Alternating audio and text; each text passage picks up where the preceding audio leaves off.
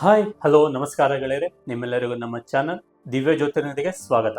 ನೀವಿನ್ನು ನಮ್ಮ channel subscribe ಮಾಡ್ಕೊಂಡಿಲ್ಲ ಅಂತಂದ್ರೆ ಅಥವಾ ಫಸ್ಟ್ ಟೈಮ್ ನಮ್ಮ ಚಾನಲ್ ನೋಡ್ತಾ ಇದ್ರೆ ಈ ಕೂಡಲೇ ಕೆಳ ಕಾಣ್ತಾ ಸಬ್ಸ್ಕ್ರೈಬ್ ಬಟನ್ ಕ್ಲಿಕ್ ಮಾಡಿ, ನಂತರ ಬೆಲ್ ಐಕಾನ್ ಕ್ಲಿಕ್ ಮಾಡಿ. ಅದರ ಮೂಲಕ ನಾವು ಅಪ್ಲೋಡ್ ಮಾಡೋ ಎಲ್ಲ ಹೊಸ ವಿಡಿಯೋಗಳು ನಿಮಗೆ ಅತಿ ಶೀಘ್ರದಲ್ಲಿ ಕಂಡು ಬರ್ತದೆ. ಮತ್ತೊಮ್ಮೆ ನಿಮ್ಮೆಲ್ಲರಿಗೂ ಪಂಡಿತ್ ಸುದರ್ಶನ್ ಭಟ್ ಮಾಡ್ತಾ ಇರುವಂಥ ನಮಸ್ಕಾರಗಳು. ವಿಶ್ವಾವಸುನ ಸಂವತ್ಸರದ ಯುಗಾದಿ ವರ್ಷಫಲವನ್ನು ನಾವು ನೋಡ್ತಾ ಇದ್ವಿ. ಈಗ ಸಿಂಹರಾಶಿಯದ ತನಕ ನೋಡಾಯಿತು. ಕನ್ಯಾ ರಾಶಿಯ ವಿಷಯವನ್ನು ನಾವು ನೋಡುವಾಗ, ಕನ್ಯಾ ರಾಶಿಯವರಿಗೆ ಈ ವರ್ಷ ಹೇಗಿದೆಯಪ್ಪ ಅನ್ನುವಂಥದ್ದಾದರೆ, ಹೇಗೆ ಕಳೆದ ವರ್ಷ ನೀವು ಒಂದು ಸಾಂಸಾರಿಕ ಜೀವನದಲ್ಲಿ ಕಷ್ಟ ಸುಖ ದುಃಖಗಳನ್ನು ನೋಡ್ಕೊಂಡು ಬಂದರೋ ಅದೇ ರೀತಿಯಾದಂತಹ ಒಂದು ದಿನಮಾನಗಳನ್ನು ನೀವು ಸ್ವಲ್ಪ ದಿನ ಮುಂದುವರಿಸಬೇಕಾಗುವಂಥದ್ದು ಇಲ್ಲಿ ಕಂಡು ಬರ್ತದೆ. ಆದರೆ ಯಾವುದೇ ರೀತಿ ತೊಂದರೆ ಅಲ್ಲ, ಸ್ವಲ್ಪ ದಿನಗಳು ಮಾತ್ರ. ನಿಮಗೆ ಈಗೇನು ನೋಡ್ಕೊಂಡು ಬಂದರೂ ಅದೇ ರೀತಿಯಾದಂತಹ ಸಮಯ ಇನ್ನೊಂದು 1 ಅಥವಾ 2 ತಿಂಗಳ ತನಕ ನಿಮಗೆ ಇರಬಹುದು. ಅದಾದ ನಂತರದಲ್ಲಿ ಎಲ್ಲ ತೊಂದರೆಗಳು ನಿವಾರಣೆ ಆಗ್ತಾ ಬರುವಂಥದ್ದನ್ನು ನಾವು ಕಾಣಬಹುದು. ಜೊತೆಗೆ ಮಾನಸಿಕ ಕಿರಿಕಿರಿ, ಆರೋಗ್ಯದ ತೊಂದರೆ ಇದೆಲ್ಲವೂ ಕೂಡ ನಿಮಗೆ ಎದುರಾಗುವಂತಹ ಸಾಧ್ಯತೆಗಳು ಇಲ್ಲಿ ಕಂಡು ಬರ್ತದೆ. ಆದರೂ ಕೂಡ ಯಾವುದೇ ರೀತಿ ಹೆದರದೆ ನಿಮಗೆ ಶಕ್ತಿಯನ್ನು ಕೊಡುವಂತಹ ಕಾರ್ಯವನ್ನು ಗುರು ಮತ್ತು ಕೇತು ಮಾಡ್ತಾರೆ. ಯಾವುದೇ ರೀತಿ ತೊಂದರೆಯನ್ನು ನೀವು ಅನುಭವಿಸುವಂಥದ್ದಿಲ್ಲ. ಯಾಕೆಂದರೆ ಗುರು ಮತ್ತು ಕೇತು ನಿಮಗೆ ಒಂದು ಆತ್ಮಶಕ್ತಿ ಅಂದರೆ ದೃಢ ನಿರ್ಧಾರದ ಶಕ್ತಿಯನ್ನು ಕೊಡ್ತಾರೆ, ದೃಢ ಆತ್ಮಶಕ್ತಿಯನ್ನು ಕೊಡ್ತಾರೆ. ಹಾಗಾಗಿ ಯಾವುದೇ ರೀತಿ ಬೇಸರವನ್ನು ವ್ಯಕ್ತಪಡಿಸದೇ ಇರುವಂತಹದ್ದು ಒಳ್ಳೆಯದು.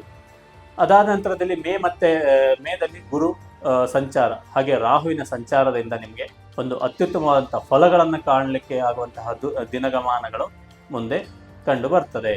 ಈ ಒಂದು ಸಂದರ್ಭದಲ್ಲಿ ನಿಮಗೆ ಸಾಂಸಾರಿಕ ಜೀವನದಲ್ಲಿ ಆಗುವಂತಹ ತೊಂದರೆಗಳು ಏನಿದ್ರು ಅದು ನಿವಾರಣೆ ಆಗ್ತಾ ಬರ್ತದೆ. ಇದಲ್ಲದೆ ಕಂಪನಿಯಲ್ಲಿ ಕೆಲಸ ಮಾಡುವಂಥವರಿಗೆ, ಹಾಗೆ ಸರ್ಕಾರಿ ಕೆಲಸದಲ್ಲಿರುವಂಥವರಿಗೆ, ಕೃಷಿಕರಿಗೆ ನಿಮ್ಮ ಒಂದು ಉದ್ಯೋಗದಲ್ಲಿ ಅತ್ಯುತ್ತಮವಾದಂಥ ಯಶಸ್ಸು ಸಿಗುವಂತಹ ಒಂದು ಸಮಯವನ್ನು ನಾವಿಲ್ಲಿ ಗಮನಿಸಬಹುದಾಗಿರ್ತದೆ.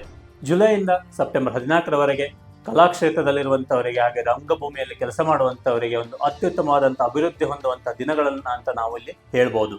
ಜೊತೆಗೆ ವಾಹನ, ಒಂದು ಭೂಮಿ ನಿವೇಶನ ಇವು ಖರೀದಿ ಮಾಡುವಂತಹ ಯೋಗಗಳು ಕೂಡ ನಿಮಗೆ ಇಲ್ಲಿ ಕಂಡು ಬರ್ತಾ ಇದೆ. ಇನ್ನು ಅಕ್ಟೋಬರ್ 18ರಿಂದ ಡಿಸೆಂಬರ್ 5ರವರೆಗೂ ಗುರು ಲಾಭಸ್ಥಾನಕ್ಕೆ ಬರುವಂತದ್ದರಿಂದ ವಿದ್ಯಾರ್ಥಿಗಳಿಗೆ ಅತ್ಯುತ್ತಮ ಫಲವನ್ನು ನೀಡುವಂತಹ ಒಂದು ಸಮಯ ಅಂತ ನಾವು ಹೇಳ್ಬೋದು.